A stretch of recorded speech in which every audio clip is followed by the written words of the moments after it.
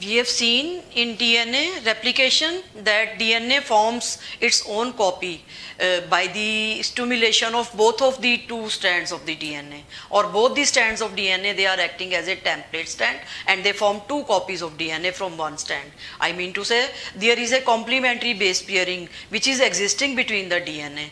DNA की जब भी नई फॉर्मेशन होती है तो always there is a complementarity rule is followed. अब तक हम देखते ही आ रहे हैं कॉम्प्लीमेंटरी रूट, तो अब तो समझ में आ ही गया होगा क्या होता है कि always a specific base pairing is there. If we know the nitrogen bases in one strand, automatically we are able to know the nitrogen bases that are to be formed new in the another strand, क्योंकि वो complementary के accordingly ही join होंगे. And this is a basis of our genetic engineering, basis of our genetics also. और DNA में हमने अब तक जितने भी टॉपिक स्टडी किए हैं सब में हमने कॉम्प्लीमेंटरिटी का रूल देखा, starting from the structure of DNA. तो डीएनए रेप्लिकेशन में या हम कह लें ट्रांसक्रिप्शन में, तो ट्रांसक्रिप्शन में again there is a rule of complementarity plays an important role, and it is not an tough top to form new strand of nucleic acid, whether it is DNA or RNA, on the basis of complementarity rule.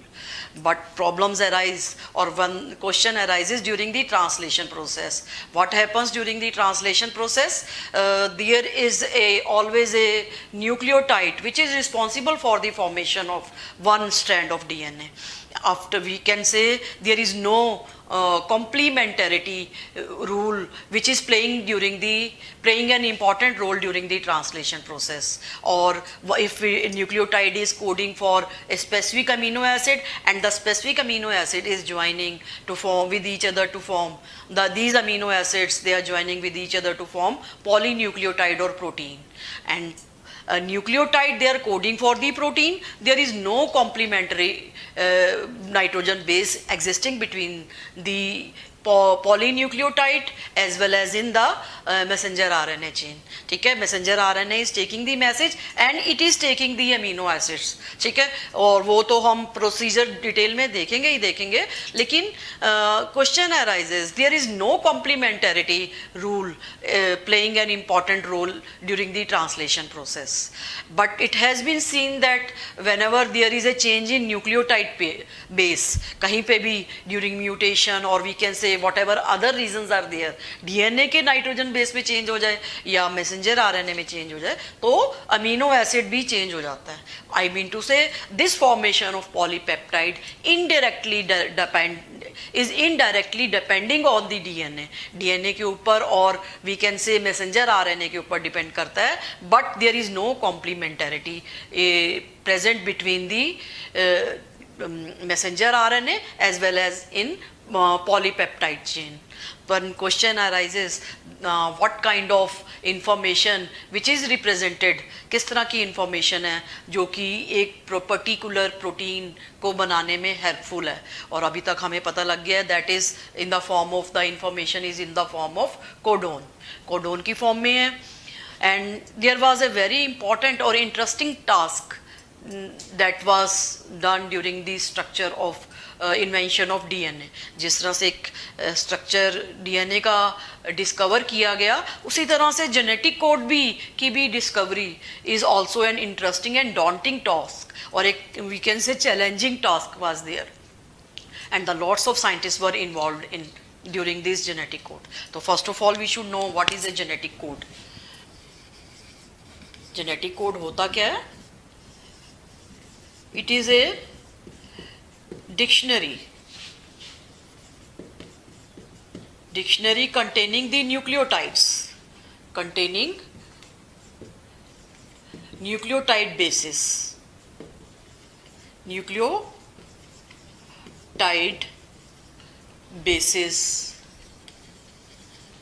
in some specific sequences, in some specific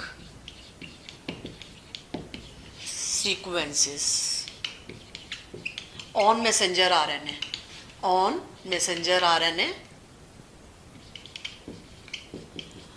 to form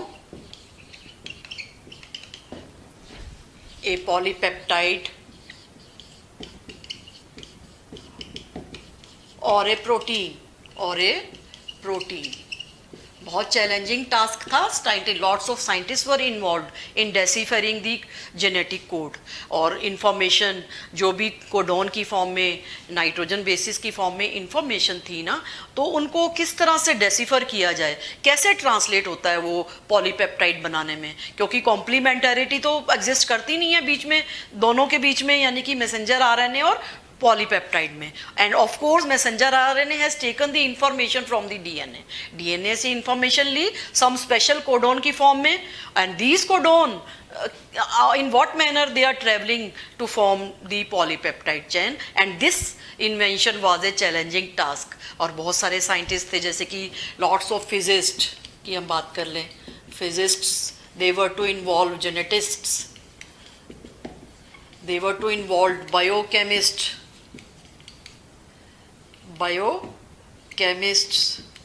were to involve, जितने भी थी, या हम कह रहे हैं physics, biogenetics and biochemists and other scientists from different discipline, they were involved in the formation, or they were taking the interest in the formation of genetic code। यानी कि ये जेनेटिक कोड की जो लैंग्वेज है उसको decipher करने में, उसको एक्सप्लेन करने में कि किस तरह से, कितने तरह के ये 4 नाइट्रोजन बेसिस हैं, how they are travelling to form the polypeptide. तो बहुत सारे scientist they came from time to time, and उनमें से one of them was Hargobind Khorana, was instrumental in studying the genetic code. सबसे पहले तो there was a George Gamow, he argued, George Gamow था, he argued that there is a some combination of bases,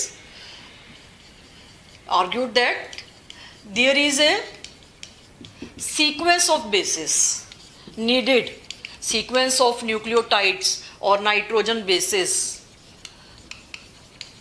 in the codons are needed, codons are needed for the formation of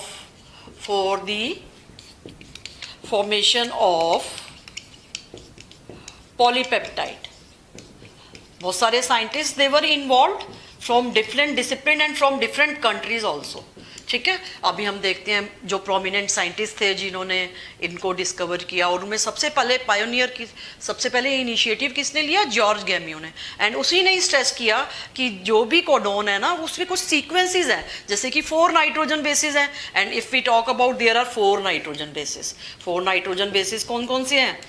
they are present in DNA, adenine, thymine, cytosine and guanine. ठीक है, and if we were to decipher, अगर इनकी हमने codon की language बनानी है, then these 4 nitrogen bases they are not sufficient to code for 20 amino acid. जैसे हमें मालूम है टोटल 20 अमीनो एसिड्स हैं, और वही अमीनो एसिड डिफरेंट कॉम्बिनेशंस में ज्वाइन करके डिफरेंट काइंड्स ऑफ प्रोटीन बनाते हैं। ठीक है, तो इस तरह से 4 नाइट्रोजन बेसिस को अगर हम लेना, if A single nitrogen base is considered, suppose if you have considered adenine. ठीक है, अब ये तो हम डीएनए की बात कर रहे हैं, आरएनए के केस में तो we have to take uracil instead of this. तो this we have to consider, because we are not to consider thymine. Thymine तो मैंने आपको डीएनए की चेन के कारण बताया था, लेकिन मैसेंजर आरएनए की कोडिंग जाएगी ना, जो डीएनए की इंफॉर्मेशन स्टडी करके। तो डीएनए में तो हम थाइमिन कर सकते हैं इंक्लूड, लेकिन मैसेंजर आरएनए जब भी बनाएंगे तो उसमें थाइमिन के बजाय what we have to include, उसकी रिप्लेसमेंट्स यूरेसिल से की जाएगी। ठीक है, दैट इज़ वाई जितने भी जेनेटिक कोड हैं उनमें कहीं पे भी टी नहीं है, यू इज़ ऑलवेज देयर। वो हम बाद में एक्सप्लेन करेंगे। तो I was talking about that there is a sequence और group of bases that were present to decipher the codon or language to form the polypeptide। ठीक है, तो इसमें if we consider 1 nitrogen base, तो it will code for 1 polypeptide, 1 amino acid को code करेगा। ठीक है, टोटल कितने अमीनो एसिड्स हैं? There is a need of 20 amino acids, 20 amino acids को कोड करना है। 1 अगर है तो if there is a 1 code, 1 amino acid, 4 हैं, 4 हैं, तो कितने कोडोन्स चाहिए? 4 हैं, तो देयर अबाउट 4 अमीनो एसिड्स को ही कोड करेंगे ना। अगर इनका एक ही ग्रुप है तो इसको हम ले सकते हैं 4⁻⁻1, एक ही ग्रुप यानी कि 1 नाइट्रोजन बस अगर एक को कर रहा है तो 4 nitrogen bases they will code for 4 amino acids. 4 amino acids को करेंगे which is not very sufficient, very very less amount, क्योंकि करना कितने को है, we have to code for 20 amino acids. ठीक है, और इसी तरह से सच ग्रुप ऑफ ये 4 नाइट्रोजन बेसिस को 2 की ग्रुप्स की फॉर्म में लिया जाए। जैसे 4 नाइट्रोजन बेसिस को अगर हम लेते हैं ना 2 की ग्रुप की फॉर्म में, then what we can consider, they will be coding for 16 amino acids. कितने अमीनो एसिड्स को कोड करेंगे, 16 अमीनो एसिड्स को, which is again a very less amount, बहुत लेस अमाउंट है। बहुत लेस नहीं, आई मीन टू से कि 20 को कोड करना है तो near about it is reaching towards that number, उस नंबर की तरफ रीच तो कर रहा है, but still it is less, वो भी लेस है। तो उसके बाद जैसे कि इसका अगर हम चेकर बोर्ड बनाए ना, जैसे उसमें चेकर बोर्ड बनाया हमने, तो again if you draw a checker board, जैसे पन्नेट बनाते हैं, जैसे कि हमने उसमें किया था प्रिंसिपल ऑफ इनहेरिटेंस में, जितने भी क्रॉसेस किए थे we done on the basis of Punnett, Punnett की फॉर्म में किए थे ना। तो इसमें मैं स्टार्टिंग से बना के दिखा रही हूँ आपको, बाकी आप अपने आप automatically you are able to know. तो ये 16 कम्बिनेशंस बनेंगे जब भी हम इसको कंसीडर करेंगे। UCAG यानी कि UU इसमें डाल दें UG, and then UA and then UG, इसी तरह से इसको CU। तो इस तरह से हम कंटिन्यू करेंगे तो what we are getting 16 boxes हैं, तो 16 अमीनो एसिड्स को ये कोड कर रहे हैं, विच is again a very less amount. तो ये बहुत क्या है, लेस अमाउंट है। तो ये अब आपको क्लियर हो गया यहाँ तक कि 16 अमीनो एसिड्स कैसे हुए। Now third time again George Gamow ने कहा there is a sequence of 3 nitrogen bases. ठीक है, if we take a group of 3 nitrogen bases at one time, यानी कि एक कोडॉन में कितने नाइट्रोजन बेसिस लेने हैं, 3, then there will be 4 × 4 × 4 is equal to 64 amino acids they can be coded. 64 codons are formed and they have to 64 codons बनेंगे ना, जैसे कि ये, और अमीनो एसिड्स तो हमारे पास कितने हैं, 20, and which is more than sufficient amount. I mean to say कि this 64 codon they will be repeatedly coding for one में अमीनो एसिड्स। जैसे कि अब इसमें हम देखेंगे कि 64 कोडोन है ना, वो सफिशिएंट कोडोन बन जाते हैं जब हम 3 का ग्रुप का लेते हैं। तो it was argued and then experimental daunting talks was done by the first Hargobind Khorana ने इसको किया, अगेन बाय सिंथेसाइजिंग दी फार्मिंग दी RNA इन लैब्स में RNA के सिंथेसाइज किया। Again he told that genetic code is triplet. तो जॉर्ज गैम्यू ने stress किया, then there came दी हरगोबिंद खुराना। हरगोबिंद खुराना ने क्या किया, सिंथेसाइज RNA किया, polymerising RNA by taking the various considering various homopolymers। homopolymers क्या होते हैं, जिनमें एक ही तरह का बेसिस आर देयर, homopolymers या copolymers, different types of copolymers की भी डिफरेंट काइंड्स हो सकती हैं, but that is a detailed task that we should not tell you at time। homopolymers में से single type of nitrogen bases they are joining. ठीक है, if they are combine A है तो ए कंबाइन करेगा। कोपॉलीमर्स में ए के साथ यू, ए के साथ यू, और any another polymers they can join with any sequences. ठीक है, तो इस तरह से by considering homopolymers and copolymers, Hargobind Khorana ने क्या किया, एक्सपेरिमेंटली सिंथेसाइज किया RNA। ठीक है, after that lots of scientist they came, Severo Ochoa, pyrophosphate उसने यूज़ किया था, Severo Ochoa enzyme was used by him. नहीं, उससे पहले मैं आपको बताती हूँ, there was Nirenberg and Matthew, Nirenberg and Matthew, they use the cell free system और आर्टिफिशियल RNA सिंथेसाइज किया। What do they form, artificial RNA by taking a single nitrogen base. जैसे कि सिंगल नाइट्रोजन बेस यू लिया तो U codon triplet की form में U जाएगा और it is coding for phenylalanine only. किसको कोड करता है? फिनाइल एलानिन को। और रिजल्टिंग प्रोटीन जो होगा ना उसमें अमीनो एसिड्स कौन से होंगे? Single type of amino acids, ठीक है, फिनाइल एलानिन ही होगा, ठीक है। This is an amino acid and it will forming the polypeptide chain or we can say homopolymer in the form of having the phenyl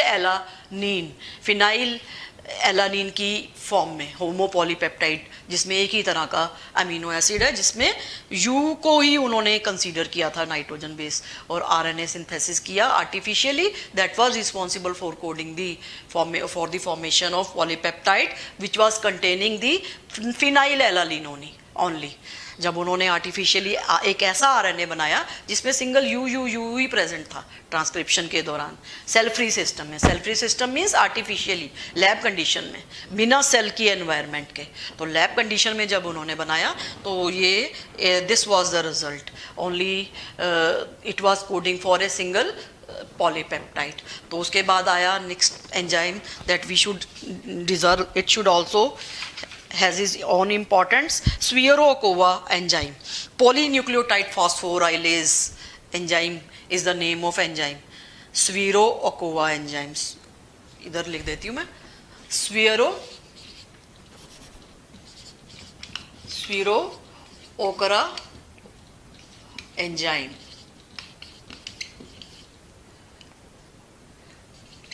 Polynucleotide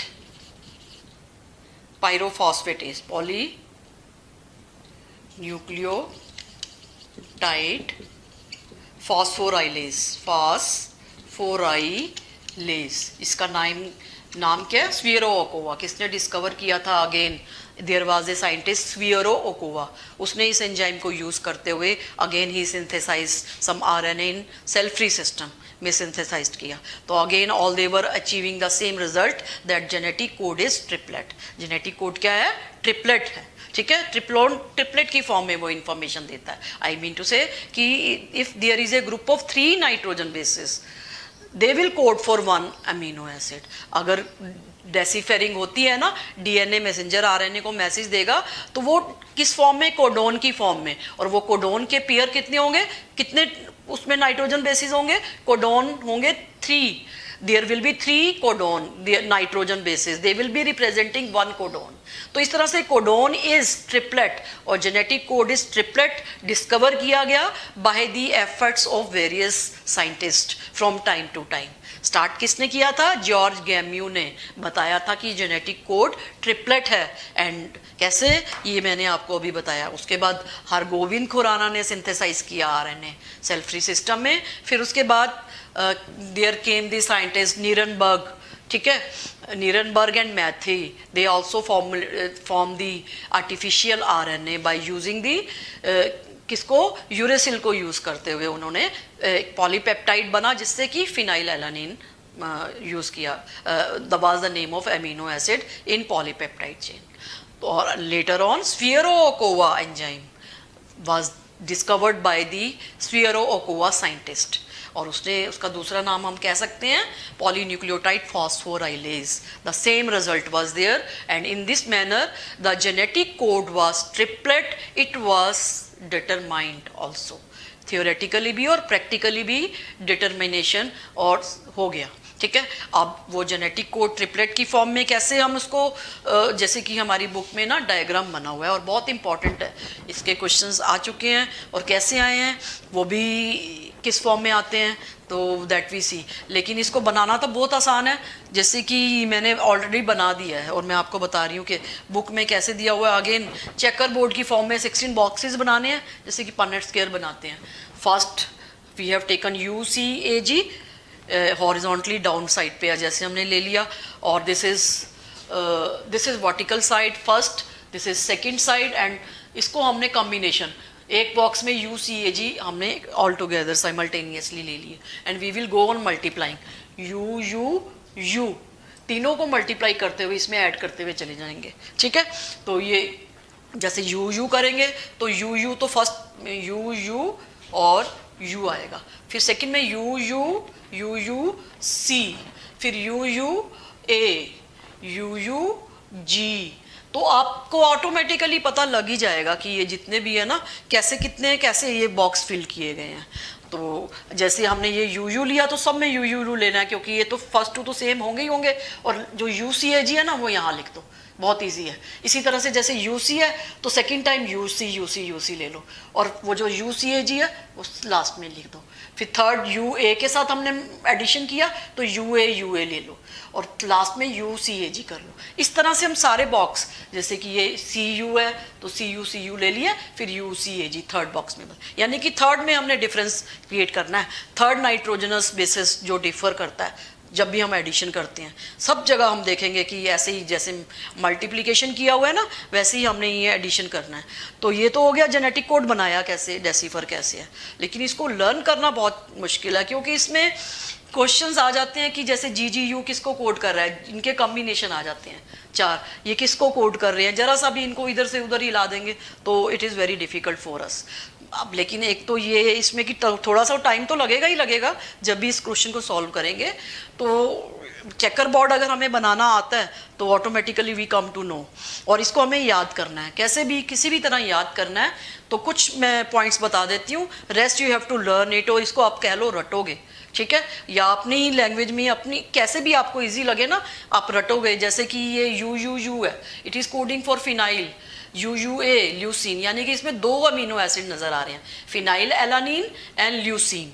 phenyl alanine and leucine दो है ना, तो यहाँ पे to है, टू अमीनो एसिड्स है first box में। तो ये लर्न कर लो और फिर ये याद कर लो, फिनाइल एनालिन और ल्यूसीन है। सेकंड में एक ही तरह का वन टाइप है, ल्यूसीन है। थर्ड में अगेन आइसोल्यूसिन, आई आइसोल्यूसिन है। तो ठीक है, इसको अगेन, और ए यू जी क्या है, ये इनिशिएटिंग कोडोन होता है ऑलवेज। ए यू जी तो हम याद कर ही ले सकते हैं, इनिशिएटिंग कोडोन। तो ये भी मिथोइनिन, आई मीन टू से अगेन इसमें दो अमीनो एसिड्स हैं जिसमें ए यू जी आपको याद आ जाएगा, और बाकी सारे आइसोल्यूसिन है। क्लियर, ये आपको लर्न करने हैं इसी तरह से। जी यू ये सब वैलिन को कोड कर रहे हैं, तो ये बहुत इजी हो जाते हैं लर्न, लेकिन ऐसा ये भूलते भी जल्दी हैं ऐसी चीज़ें। तो आपको इन सब चीज़ों को ना एक रिकॉर्ड बनाकर रखना है, और लास्ट के दिनों में when ever exam is near तो ऐसी चीज़ें जितनी भी हैं ना अपने लास्ट में रिवाइज करनी है, और ऐसा कोशिश करनी है कि वो उसी दिन हो जिस दिन एग्ज़ाम हो, उस दिन तो रिवीजन होनी चाहिए इन सब चीज़ों की। 4 to 5 आवर्स ऐसी सब सब्जेक्ट से रिलेटेड, सब लेसन से रिलेटेड आप ऑल टुगेदर इकट्ठे कर लोगे, और उन्हीं चीज़ों को ही आप बार बार से करोगे जिनकी आपको क्रैमिंग की देखने की ज़रूरत होती है। तो ऑटोमेटिकली ऐसा हो ही नहीं सकता कि आपका ये क्वेश्चन गलत हो, ठीक है, लास्ट मोमेंट पे माइंड में रह ही जाता है। तो इसको बारी बारी मेमोराइज करना है। सेकेंड में हमें देखना है कि इसमें एक ही तरह का अमीनो एसिड है, इसमें भी एक ही तरह का, इसमें भी एक ही तरह का, इसमें भी एक ही तरह का। इसमें आप लिख सकते हो सिराइन, सर पर, प्रोलीन, PRO, थियोराइनिन एंड एलानीन। ये तो अमीनो एसिड्स के नाम है, ठीक है, ALA, alanine, threonine and proline and serine. ये तो एसेंशियल नॉन एसेंशियल बायोमोलिक्यूल्स में इनकी डिटेल के नाम मिल जाएंगे आपको, ठीक है। और मैं जब वो चैप्टर करवाऊंगी तब मैं आपको फिर से रिपीट करवाऊंगी, तो इन नेमिंग तो आपको करना बहुत इजीली हो जाएगा, but you have to learn कि कोड जो है ना, ये कोड किसको कर रहे हैं। तो इसमें सिराइन, प्रोलीन ये कैसे आया, जब आपको मालूम होगा CC कैसे है, इस तरह से CC इस तरह से ऊपर आ रहा है, तो automatically you are able to compare all this things, ठीक है। इसको आप कंपेयर करने के काबिल हो जाओगे, ठीक है। क्लियर हो गया। अब ये नेक्स्ट है 111 हो गया, इसको आप कर सकते हो, इस पे आप एक एब्रीविएशन बना सकते हो, सर पर थाल बन सकता है। मैंने ये ऐसे माइंड से थोड़ा सा कलेक्ट करने की कोशिश की। ये तो इजी है, फर्स्ट भी इजी है, इसमें थोड़ा सा आ जाता है टफ, क्योंकि इसमें अलग अलग तरह के अमीनो एसिड्स हैं सब जगह पे। तो इस लाइन को आप थोड़े से अच्छे से कर लेना और माइंड में रख लेना। जैसे यूएसी टायरोसिन है, और ये दो स्टॉप कोडोन है, UAA जो अमीनो एसिड जब भी प्रोलीपेप्टाइड चेन की स्टॉपिंग होती है तो ये कोडोन आते हैं मैसेंजर RNA पे।